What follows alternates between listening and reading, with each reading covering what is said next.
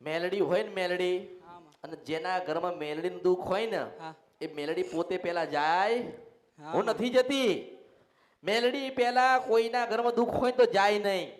એ બેઠી હોય ગાદી ઉપર ને મેલડી એવું કહે કે જા ચુડેલ તું ઘડીક વાર જા, અને 6 મહિના માટે તારા આ લોકોને તારા દર્શન જ કરાવવાના છે. એટલે 6 મહિના સુધી ને ચૂડેલ આંટો માર માર માર માર કરે એટલે પેલા લોકો વળાય વળાય કરે. સાચી માતા બહાર ના આવે. એવું થયું. પછી જાંજરી ખખડાવ, દરવાજા ખખડાવ, રાત્રે રોવ. પછી 6 મહિના પૂરા થાય એટલે પેલા ઘોરીને મોકરે મેલડી કે હવે તું જાન ચલમ પીતો હોય ને એવા સપનાલ. એવું થતું હતું. સિદ્ધવન સપરા નદી ગંદ્ર પ્યા મેલડી છો. હું મેલડી એક પ્રથમ મેલડી આ કળિયુગની મેલડી એવી છો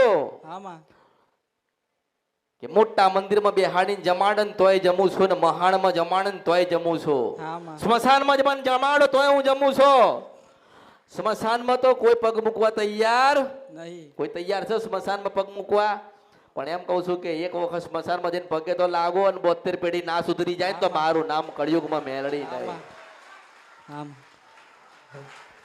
એક વખત સ્મશાનમાં જઈને ખાલી પગે તો લાગો, એમ કહો કે માં તું રાજી રહેજે, અને તમે બોલીને ખાલી 2 પગલા ડગલા પાછળ ફરો ને પાછી તમારી પેઢી ના બદલાઈ જાય તો મારું નામ મેલડી નહીં.